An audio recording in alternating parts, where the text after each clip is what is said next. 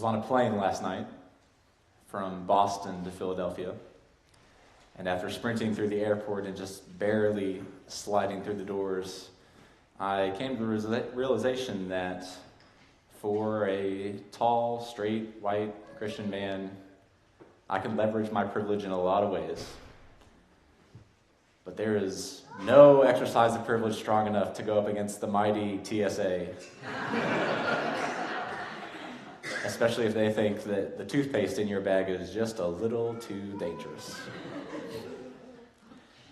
And I was sitting there and I was thinking about, oh, am I going to miss this flight? Do I need to yell? Do I need to get angry? How can I get out of this situation? And I looked around and I saw all of the other folks who were there.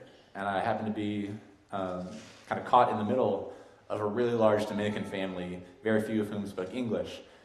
And all of their bags were getting checked. And I didn't know if that was because of the system that tagged me and did tell me that I had to take out this toothpaste that was, that I'd flown to Boston with, or if it was because of something else. And I began to think about the way that we see others in the world. As I got on the plane, huffing and puffing, I opened up my Kindle e-reader and I started writing this sermon. And I read about the story of the Maccabees from ancient history, where the story of Hanukkah comes from that we told the kids. And that's very much a story about others and power and who has that power. And I was thinking about how it's the story of the Greek Empire and the king, Antiochus Epiphanes. Epiphanes is a Greek word that means the glorious, the illustrious, the illuminator. And you have the Jewish folks, whose temple is supposed to be a place of light. That's what the story of Hanukkah is about, rekindling the light in the temple. And I found these words by Rabbi Sarah Sapanin. She writes, the most famous story about that rededication comes from our Talmud, not from the Torah, but from the commentary. The Talmud, where we read that when the Maccabees walked into the temple, they found enough oil to light the menorah for one day, but miraculously, the small amount of oil lasted for 8 days, which is exactly how long it took to get new oil.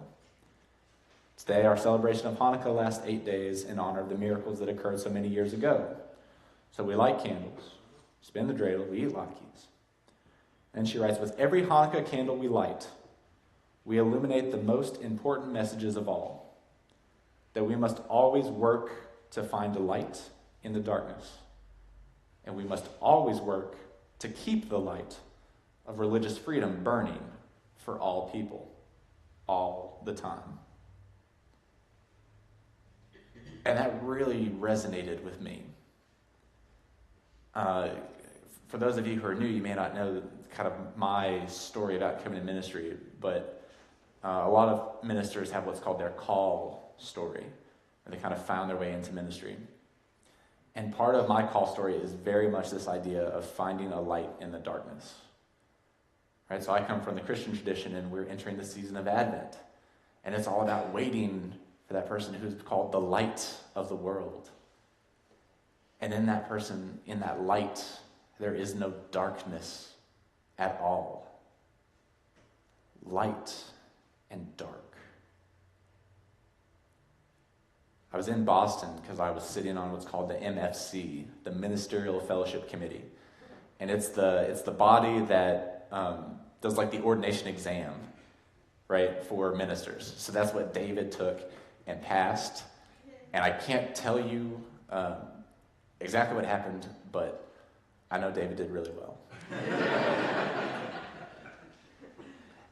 And as I was sitting on this panel, it came up over and over again of how light and dark imagery gets used in our tradition, in other traditions. And someone asked a question to one of the candidates, what's your theology of darkness? And I was like, oh man, I'm glad they didn't ask me that question. I don't even know what that means. And we got into this really interesting discussion about language and what it means to people, especially language that others people.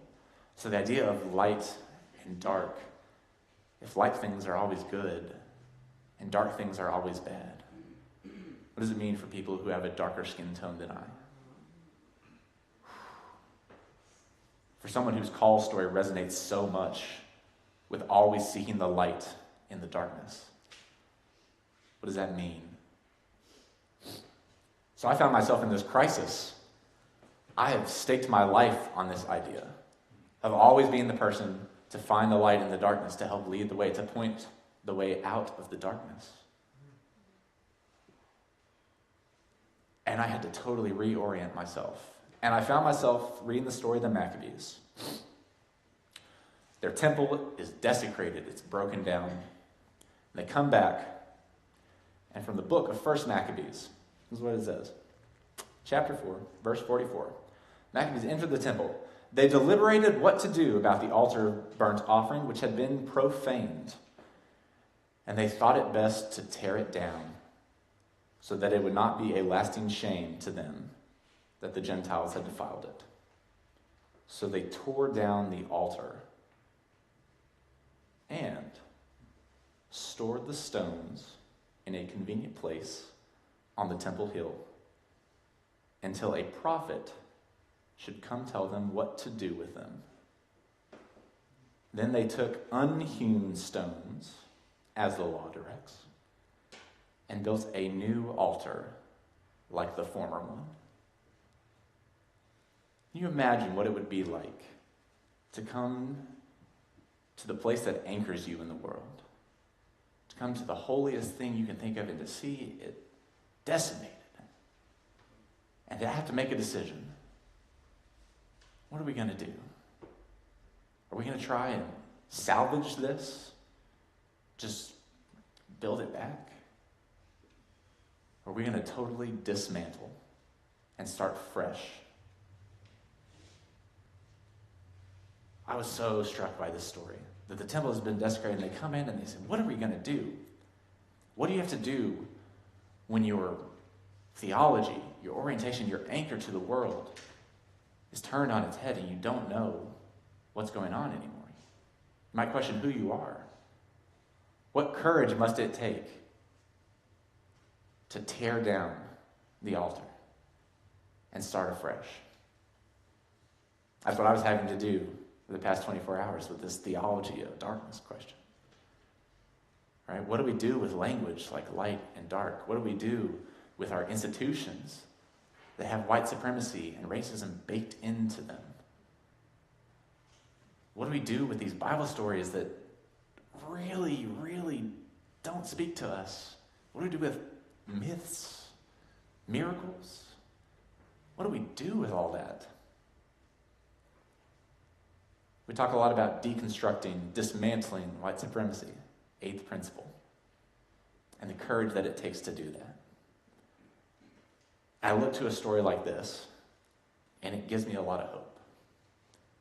Because the Maccabees came back, and they tore it down. But they didn't get rid of the old stones. They stored them, it says, in a convenient place. Like in a closet. They were like, oh yeah, remember we had all that white supremacy? It's right over there.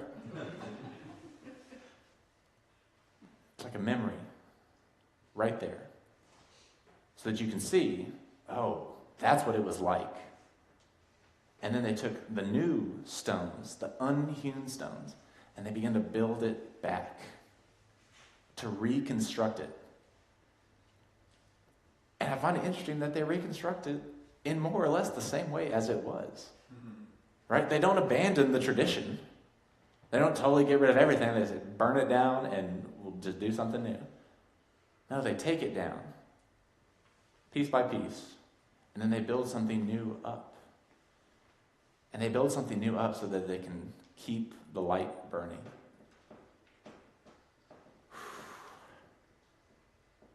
I wonder if that's what we need to do as Unitarian Universalists, speak for myself as the white person, for us as a community, to help one another dismantle the stuff that's within us, the language that we use, that others people, right? Steve's story about mascot names and language, this stuff is real. I had a kindergarten, not kindergarten, I guess a little older, maybe first or second grade. The most sage advice I've ever heard. Sticks and stones can break my bones, but words can never hurt me. She said, no. Bones heal. Words hurt. I was in first grade and I understood that. So I've been thinking about whether I jettison this language of darkness, this language that others. And I've done a lot of work. I'm trying to mind my own stuff and see what my language does, especially as someone who's given a platform. That's my responsibility. And I had to really wrestle with, do I just get rid of it? Do I tear it all down? Do I abandon this call story that has to do with seeing a light in the darkness? And then I read the words of Jackie James, who's a Unitarian Universalist who was instrumental in helping write our hymnals, Singing the Living Tradition. And so you'll notice if you look in those gray books, there is not a lot of negative, dark imagery, if any. And it's because of Jackie James. Because the previous version had a lot of it. Because the Christian tradition that we come from has a lot of it. The Jewish tradition that we come from has a lot of it. Multiple traditions, part of our living faith, has a lot of it. Jackie James writes, the words black and dark don't need to be destroyed or ignored, only balanced and reclaimed in their wholeness. She writes that in a speech called Affirming Beauty in Darkness. And she wrote that in 1988. That's the year I was born.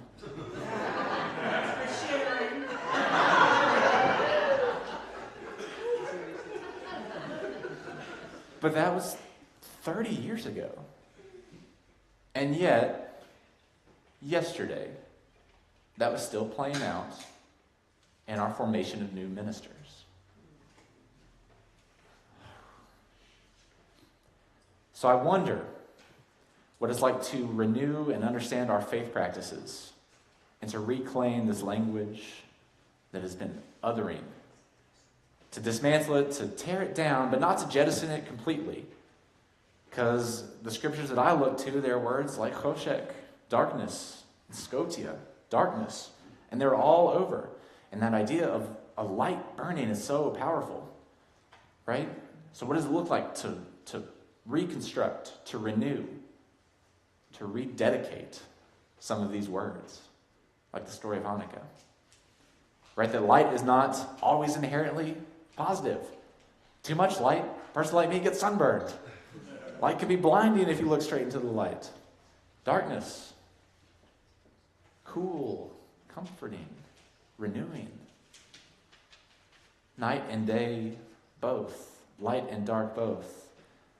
So I started thinking about the inherent goodness, inherent dignity and worth, not just in people, but in these orientations, right?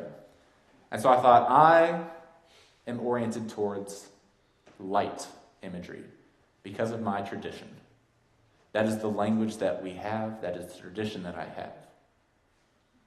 So I'm trying to take it apart and build it back where it looks more or less the same. Because that's what we need traditions for. They help guide us on the path. But we want to do it with care and with understanding, with reclaiming the wholeness and complexity of these words. So I'm asking you to hold me accountable for things like this. And I'm asking you to hold yourselves and each other accountable. If we are going to dismantle white supremacy in our institution and in ourselves, one of the places that we start is language. And it's a small thing. It's a little thing. But it goes a long way. So my theology of darkness that I will share in this month of mystery is full of that mystery. That the mystery of Hanukkah, the lamp that kept burning, the mystery of Advent, the waiting for something to come, the waiting for a light to be lit, the mystery of Yule as the darkness grows longest, but then recedes into balance. That's informing me today. It's informing me to look on the other side to see how my words create barriers or build temples. That's what I hope for us. The power of our language to other and to reconcile, to desecrate and to rededicate. That's what I'm looking forward to in this holiday season. In a season of light and dark, friends, let us learn to embrace both, to find meaning in both, to find meaning in all, to find meaning in everything. Using our traditions, built with new stones. Talked about following our inner light with the kids. That flame, that divine spark. To follow that light, to follow the relentless determination that led the Maccabees to rebuild their temple. To build a community that loves and sustains us, even when we feel like we're on 1% battery power. I believe that with our faith, this lamp stays lit, and it is a beacon to those outside of these walls. That when the love pours out, the rededication, the salvation that I believe is symbolized by that light comes into being, comes into the world. And that's what I'm waiting on this season. So may that be so.